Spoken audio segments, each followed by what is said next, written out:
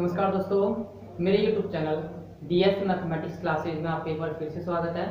आज का जो लेक्चर है वो BSc पार्ट सेकंड मैथमेटिक्स के स्टूडेंट्स के लिए है, जिसमें हम पेपर सेकंड डिफरेंशियल इक्वेशन की बात करेंगे और साथ ही साथ इस डिफरेंशियल इक्वेशन के बुक्स के अंदर हम चैप्टर नंबर फर्स्ट की बात करेंगे और ये चैप्टर नंबर फर्स्ट का थर्ड लेक्चर है। ठीक भाई, आज का जो लेक्चर है वो आपके चैप्टर नंबर फर्स्ट का लेक्चर नंबर थर्ड है।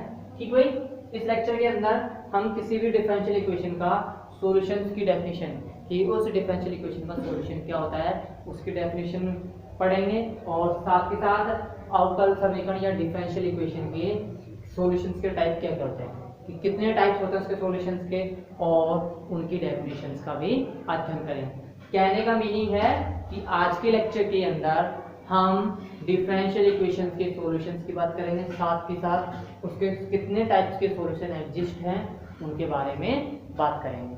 तो देखिए, सबसे पहले हम बात करते हैं डिफरेंशियल इक्वेशन का समाकलन एवं हल। ठीक है भाई, या फिर इंटीग्रेशन या solution of A differential equation. ठीक है, इंटीग्रेशन या फिर solution of A differential equation. अब देखिए, अवकल समीकरण का सॉल्यूशन क्या या फिर इंटीग्रेशन क्या होता है। तो देखिए, अवकल समीकरण क्या होती है। सबसे पहले बात तो आपको अवकल समीकरण पता होना चाहिए। अवकल समीकरण क्या होती है। अवकल समीकरण वह समीकरण होती है जिसमें स्वतंत्र चर हो। ठीक है भाई, दूसरी बात उसमें परतंत्र चर हो। ठीक है, उसमें परतंत्र चर हो और परतंत्र चर का स्वतंत्र चर के सापेक्ष क्या दिया गया हो, अवकलज विद्यमान हो। ठीक है भाई, क्या दिए गए हो, अवकलज विद्यमान हो। ठीक है, तो इस रूप का जो फलन होता है या इस रूप की जो समीकरण होती है वो क्या कहलाती है, अवकल समीकरण कहलाती है। ठीक है भाई, अब आपको देखो, आपको क्या करना है, आपको इस अवकल समीकरण का सॉल्यूशन निकालना है। ठीक है, इस अवकल समीकरण का सॉल्यूशन निकालना है। तो इस अवकल समीकरण का सॉल्यूशन क्या होता है, इस अवकल समीकरण के सॉल्यूशन के अंदर हम एक ऐसे फलन की बात करेंगे। इस अवकल समीकरण के सॉल्यूशन के अंदर हम एक ऐसे फलन की बात करेंगे जो जिसके अंदर इंडिपेंडेंट वेरिएबल और डिपेंडेंट वेरिएबल शामिल हो। कहने का मतलब है वो फलन भाई इनका फलन हो स्वतंत्र चर x और परतंत्र चर y का फलन हो, और साथ ही साथ यह फलन किस प्रकार से होना चाहिए कि यह फलन और इससे प्राप्त अवकल गुणांक, यह फलन पाई और इससे प्राप्त अवकल गुणांक क्या करने चाहिए, अवकल समीकरण को सेटिस्फाई करने चाहिए। ठीक भाई, कहने का मीनिंग यह है कि ये जो अवकल समीकरण है ना, इसका हमने सोल्व करके एक फंक्शन निकाल लिया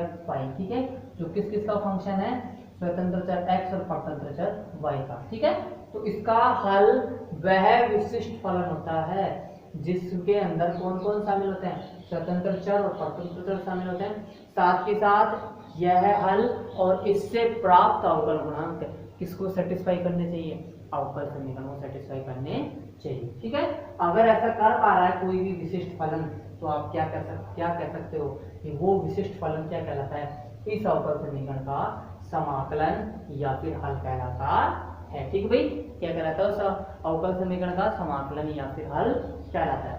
अब देखिए, इसकी डेफिनेशन देख लीजिए। डेफिनेशन लिखिए, इसकी डेफिनेशन क्या होती है, दोबारा से देख लेना और अच्छे से। ठीक है, देखो डेफिनेशन देखो इसकी, किसी भी अवकल समीकरण का, किसी भी अवकल समीकरण का, किसी भी अवकल समीकरण का, किसी भी अवकल समीकरण का समाकलन अथवा हल, समाकलन अथवा हल, समाकलन अथवा हल एक ऐसा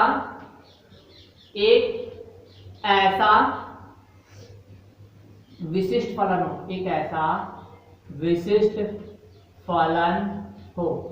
ठीक है भाई, किसी भी अवकल समीकरण का समाकलन अथवा हल एक ऐसा विशिष्ट फलन हो जिसमें, या फिर आप इसको ऐसे लिख सकते हैं, किसी भी अवकल समीकरण का समाकलन अथवा हल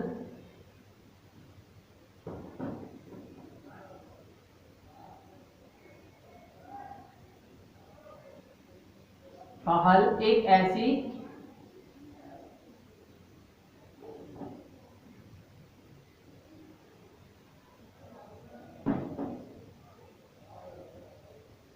किसी भी अवकल समीकरण का समाकलन अथवा हल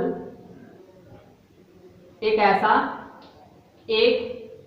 ऐसा विशिष्ट फलन होता है, एक ऐसा विशिष्ट फलन होता है जिसमें स्वतंत्र चर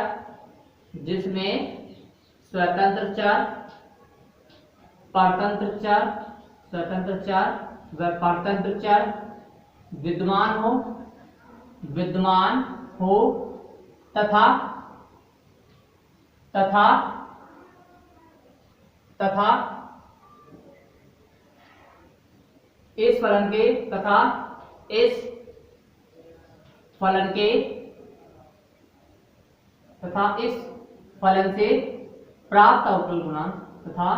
इस फलन से प्राप्त अवकल गुणांक या फिर आप ये कह सकते हो तथा यह फलन और इससे प्राप्त अवकल गुणांक तथा यह फलन और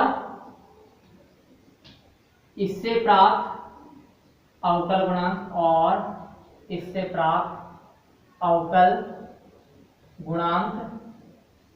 अवकल समीकरण को संतुष्ट करते हैं। अवकल समीकरण को संतुष्ट करते हो। ठीक है भाई, अवकल समीकरण को संतुष्ट करते हो। ठीक है, संतुष्ट करते हो। आप देखिए एग्जाम्पल के तौर पे आपने एक डिफरेंशियल इक्वेशन ले ली d2y upon dx2 plus y बराबर 0। ठीक है, एक अवकल समीकरण ले लिया आपने d2y upon dx2 plus y बराबर 0, जिसका हल क्या है? जिसका हल है y बराबर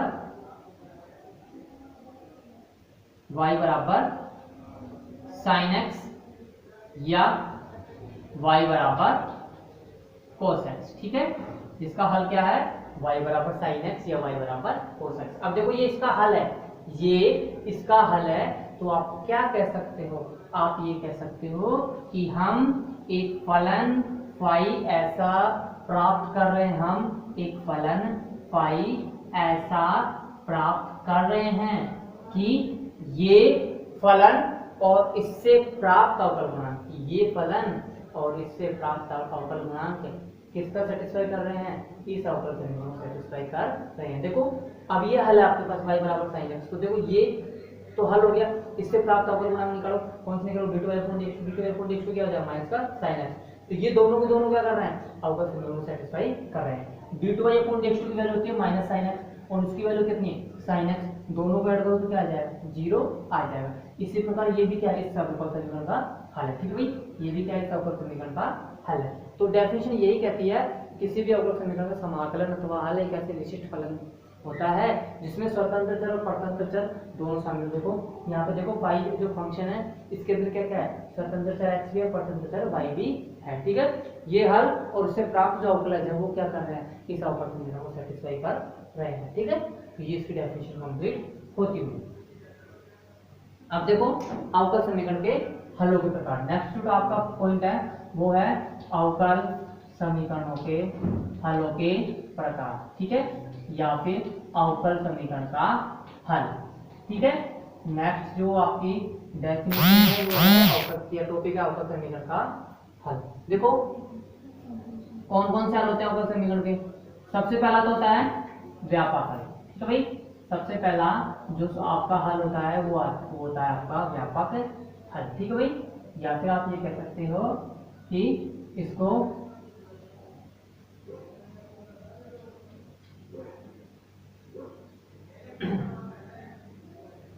व्यापक हल, या फिर आप इसको बोल सकते हो जनरल सॉल्यूशन। ठीक है भाई, क्या बोल सकते हैं इसको? General solution.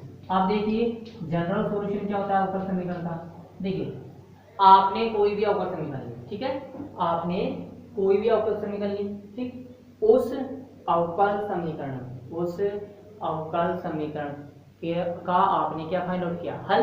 कहने का मतलब है उस अवकल समीकरण का आपने समाकलन किया, ठीक है।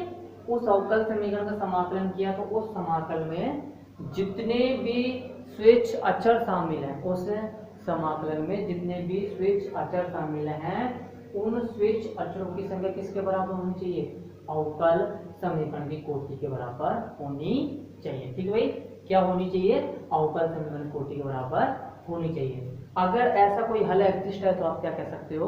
वो हल क्या कहलाएगा? अवकल समीकरण का व्यापक हल, ठीक है।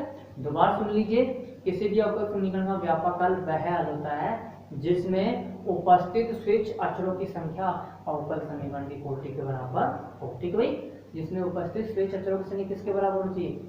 अवकल समीकरण की कोटि के बराबर होनी चाहिए, ठीक है। देखिए डेफिनेशन, किसी भी अवकल समीकरण का, किसी भी अवकल समीकरण का व्यापक हल वह हल होता है, वह हल होता है जिसमें उपस्थित स्वेच्छ अचरों की संख्या, जिसमें उपस्थित स्वेच्छ अचरों की संख्या अवकल समीकरण की कोटि के बराबर हो। जिसमें उपस्थित स्वेच्छ अचरों की संख्या अवकल समीकरण की कोटि के बराबर हो। अवकल समीकरण की कोटि के बराबर हो, ठीक है भाई। अवकल समीकरण की कोटि के बराबर हो, ठीक है। तो ये आपकी डेफिनेशन कंप्लीट होती हुई। अब देखो एग्जाम्पल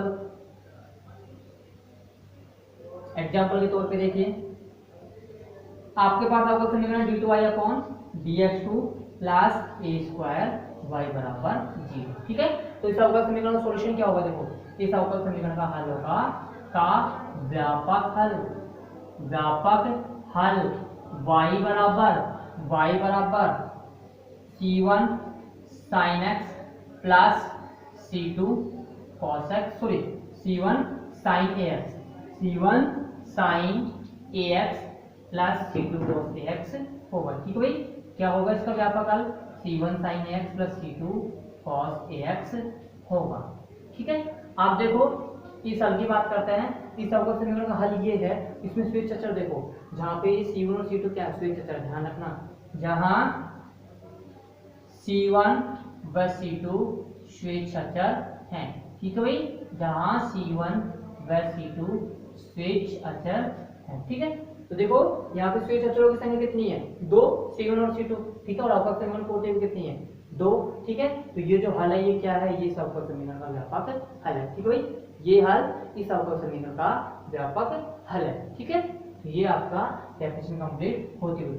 नेक्स्ट देखिए आप नोट, देखिए आप इससे रिलेटेड, व्यापक हल से रिलेटेड आप एक नोट देखिए।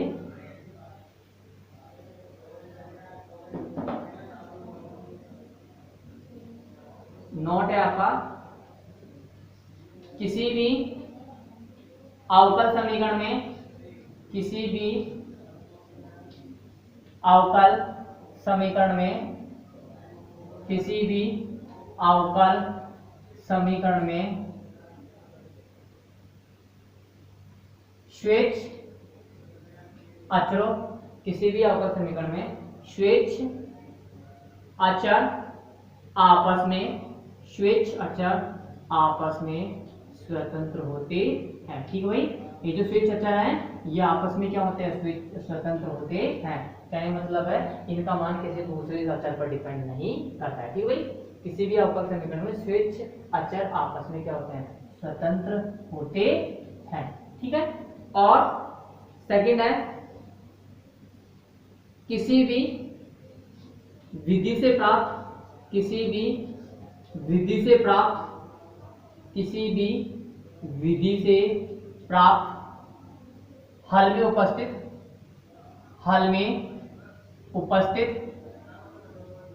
हल में उपस्थित स्वेच्छ अचर, स्वेच्छ अचर अन्य विधि से प्राप्त, अन्य विधि से प्राप्त, अन्य विधि से प्राप्त श्वेत अक्षरों के, श्वेत अक्षरों से, श्वेत अक्षरों से संबंधित होते हैं, श्वेत अक्षरों से संबंधित होते हैं। ठीक भाई, कहने का मीनिंग ये है कि आपने एक मेथड के द्वारा फाइंड आउट किया कि इसका व्यापकल, ठीक है, और उसके व्यापकल में श्वेत अक्षर मिल गए आपको, ठीक है। अब आपने दूसरे मेथड से फाइंड आउट किया अवकल समीकरण का सॉल्यूशन, तो भी आपको दूसरा सॉल्यूशन मिल गया, तो उसमें आपने देखा श्वेत अक्षर है ना। अब देखो दोनों ही विधियों में आपने व्यापकल प्राप्त किया और दोनों में आपको श्वेत अक्षर मिल रहा है, लेकिन और उनकी संख्या किसके बराबर है, उनकी संख्या अवकल समीकरण कोटि के बराबर है। तो किसी भी एक विधि से प्राप्त जो श्वेत अक्षर है ना, वो दूसरी विधि से प्राप्त श्वेत अक्षरों से संबंधित होते हैं। ठीक है भाई, किसी भी एक विधि से आप हल प्राप्त कीजिए, ठीक है, किसी भी एक विधि से आपने हल प्राप्त किया तो आपको हल प्राप्त करते हो, जैसे माने आपने हल प्राप्त किया y1, ठीक है, इससे रिलेटेड क्या मिल रहे हैं आपको श्वेत अक्षर C1 और C2। दूसरी विधि से भी आपने क्या फाइंड आउट किया सॉल्यूशन, उससे आपको क्या मिल रहे हैं व्यापकल y2 में श्वेत अक्षर कौन कौन सा C1 डैश और C2 डैश, तो ये C1 C2 इस C1 डैश C2 डैश से संबंधित होते हैं। ठीक है भाई, कहने का मीनिंग यह है किसी भी एक विधि से प्राप्त श्वेत अक्षर दूसरी विधि से प्राप्त श्वेत अक्षरों से हमेशा संबंधित होते हैं। ठीक है भाई, हमेशा क्या होते हैं, संबंधित होते हैं। इसका जो एग्जांपल है वो आपकी बुक के अंदर है। ठीक है भाई, इसका जो एग्जांपल है वो आपकी बुक के अंदर दिया गया, आप उसको समझ सकते हो, तो उसके द्वारा आपको पता चल जाएगा कि किसी भी एक विधि से प्राप्त श्वेत अक्षर दूसरी विधि से प्राप्त श्वेत अक्षरों से संबंधित होते हैं। ठीक है भाई, आप देखो ये तो आपका फर्स्ट डेफिनेशन हो गया व्यापकल। सेकंड देखिए, सेकंड है विशिष्ट हल या पर्टिकुलर सॉल्यूशन। ठीक है, सेकंड है विशिष्ट हल या पर्टिकुलर सॉल्यूशन। ठीक है, सेकंड क्या है, विशिष्ट हल या फिर पर्टिकुलर सॉल्यूशन। आप देखिए पर्टिकुलर सॉल्यूशन होता क्या है, ठीक है, या विशिष्ट हल होता क्या है, किसी भी अवकल समीकरण का व्यापक हल आपने फाइंड आउट किया है। सबसे पहले आप ध्यान रखना है, आपको हमेशा सबसे पहले अवकल समीकरण का व्यापक हल फाइंड आउट करना है, और उस व्यापक हल में आपको करना क्या है, अगर उस व्यापक हल के अंदर हम इन श्वेत अक्षरों का मान रिप्लेस कर दें, कहने का मतलब है इन श्वेत अक्षरों का मान अगर हम प्रतिस्थापित कर दें, एक निश्चित मान हम प्रतिस्थापित करते, तो जो नया हल आएगा वो हल क्या कहलाएगा, उस अवकल समीकरण का विशिष्ट हल कहलाएगा। ठीक है भाई, कहने का मीनिंग क्या है कि किसी भी अवकल समीकरण के व्यापक हल में उपस्थित श्वेत अक्षरों को विशिष्ट मान देने के पश्चात जो हल नया हल प्राप्त होता है वो क्या कहलाता है, उस अवकल समीकरण का विशिष्ट हल कहलाता है। ठीक है भाई, करना कुछ नहीं है, व्यापक हल फाइंड आउट करो, व्यापक हल में से क्या करो, इन श्वेत अक्षरों को कोई विशिष्ट मान प्रदान कर दीजिए बस। ठीक है, इनकी कोई विशिष्ट वैल्यू रिप्लेस कर दीजिए, जो नया सॉल्यूशन आएगा वो क्या आएगा, वो पर्टिकुलर सॉल्यूशन आएगा। ठीक है, वो क्या आएगा, डिफरेंशियल इक्वेशन का पर्टिकुलर सॉल्यूशन आएगा। तो देखिए डेफिनेशन, किसी भी अवकल समीकरण, किसी भी अवकल समीकरण के व्यापक हल में, किसी भी अवकल समीकरण के व्यापक हल में, किसी भी अवकल समीकरण के व्यापक हल में श्वेत अक्षरों को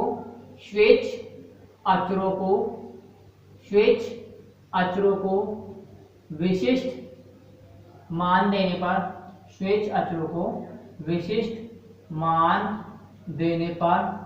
विशिष्ट मान देने पर जो हल प्राप्त होता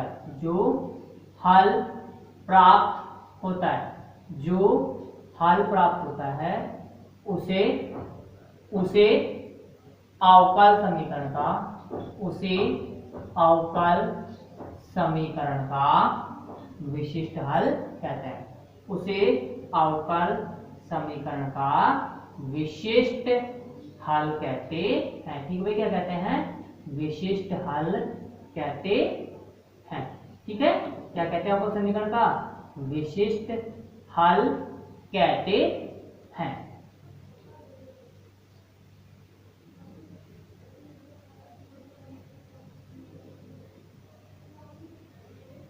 एग्जाम्पल देखिए आप,